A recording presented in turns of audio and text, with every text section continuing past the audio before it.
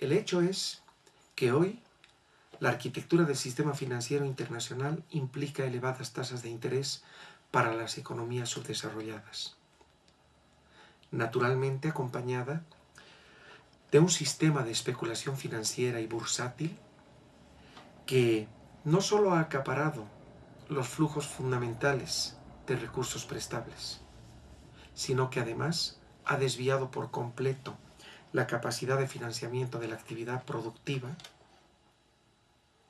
hacia el financiamiento de la actividad especulativa.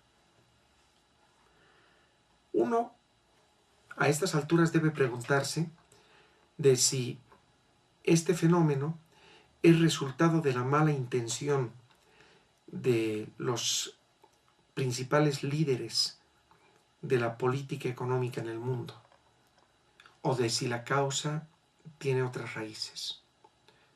Y la respuesta es que no se trata de un fenómeno derivado de la mala voluntad. Se trata de un fenómeno derivado de ideas erróneas, de una equivocación grave en el concepto mismo de cómo funciona una economía de mercado, de cuyas consecuencias somos ahora nosotros todos objeto. El fenómeno de los indignados es la manifestación última de este problema. Es verdaderamente sorprendente constatar que los gobiernos de aquellas economías en las cuales el movimiento de los indignados se ha hecho masivo, fuerte y verdaderamente amenazante, recurran a la represión. ¿Por qué los reprimen? Los reprimen pese a que sean ellos mismos, los indignados, anunciado como movimientos pacíficos. En muy pocos casos, cual es por ejemplo el de Italia y notoriamente el de Grecia, han existido brotes de violencia en torno a su propósito reivindicativo. En una entrevista que me llamó mucho la atención, se le preguntaba a uno de los indignados si eran de izquierda o si eran más bien anarquistas. Y este joven español, respondía: no somos de derecha ni somos de izquierda, somos los de abajo y estamos contra los de arriba.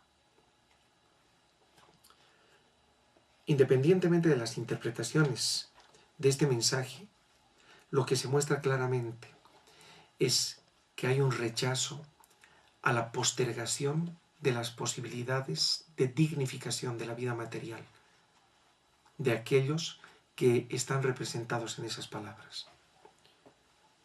El fenómeno de los indignados es reprimido porque los estados nacionales no tienen respuestas a las preguntas que los indignados hacen.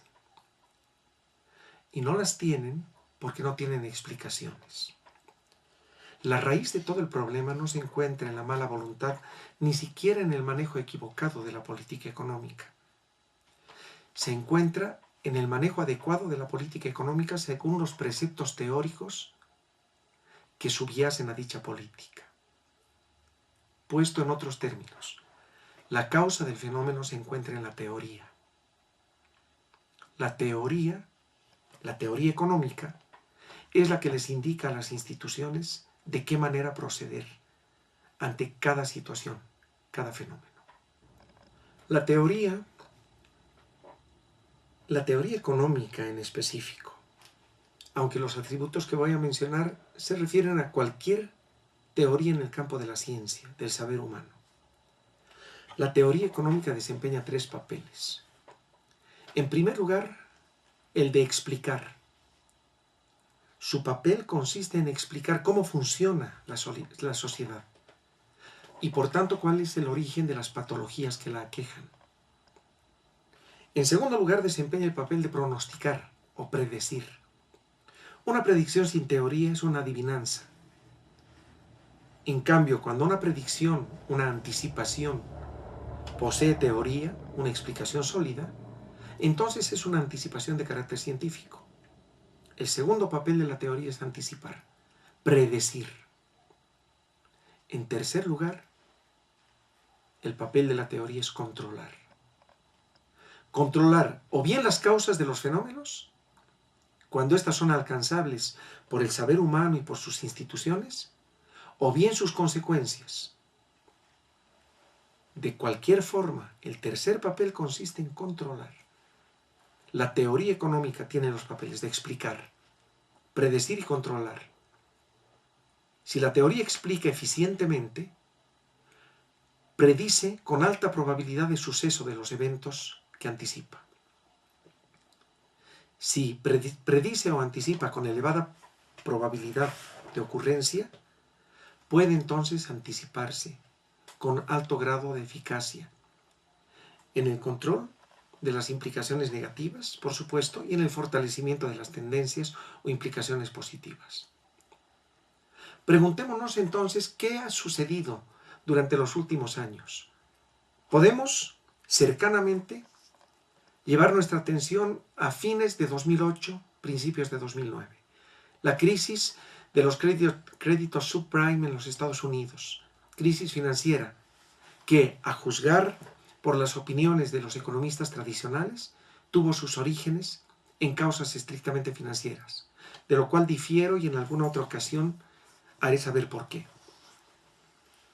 Si nos remitimos a esa época, a ese momento, y recordamos las declaraciones de los principales líderes de la economía en el mundo, cuál es el caso, por ejemplo, del señor Gurría, ellos manifestaron claramente que los eventos de fines de 2008 y principios de 2009 habían sido impredecibles. Las principales evaluadoras del grado de inversión de las economías del mundo, lo mismo que los sistemas bursátiles y sus asesores y los gobiernos de las principales economías del mundo, decían que los eventos habían sido impredecibles. A la lógica de los papeles que desempeña la teoría, se arriba entonces a la conclusión nítida de que falló la teoría. Lo que ocasionó el fenómeno fue la deficiencia fundamental de la teoría. Ante ello, cabe entonces la siguiente pregunta. Si la teoría ha llegado a su límite, la teoría vigente, necesitamos en primer lugar conocerla y explicarla en profundidad para poder criticarla. En segundo lugar, ofrecer una superación de sus debilidades. Y en tercero, precisar cuáles son las implicaciones de carácter institucional de las alternativas. Estas opiniones, las que vierto ahora, tienen el propósito de mostrarle a quien esté interesado en ellas no sólo la existencia de opciones, sino de una en específico, que es analíticamente superior e institucionalmente viable. Por entonces ya existía, y como esta, seguramente hay otras. Por tanto, el que los fenómenos que han dado origen al movimiento de los indignados no sean resultado de la mala voluntad del ser humano, no implica que no señalen con claridad a quienes son responsables de sus orígenes. Finalmente quisiera señalar lo siguiente. Un resultado importante del estado actual de la ciencia, de la economía, indica que el ser humano no se equivoca porque su naturaleza esté preñada del equívoco o de las causas del error. Se equivoca por una de dos razones: porque posee información incorrecta o porque es víctima de información incompleta. La información es todo aquello que subyace a sus decisiones, a sus actitudes. El ser humano es víctima de la equivocación cuando la información que posee para tomar sus decisiones es incorrecta o incompleta. si su información fuese correcta y completa, el ser humano de todas las épocas, y por supuesto el ser humano de la era del conocimiento, no se equivocaría. Los equívocos, y más todavía cuando estos se convierten en dimensiones de carácter institucional, da lugar al profundo sufrimiento de sus sociedades. Ante ello existen alternativas y soluciones, y todas ellas están fincadas precisamente en alternativas de conocimiento, de las que habremos de comentar con más detalle en otras ocasiones.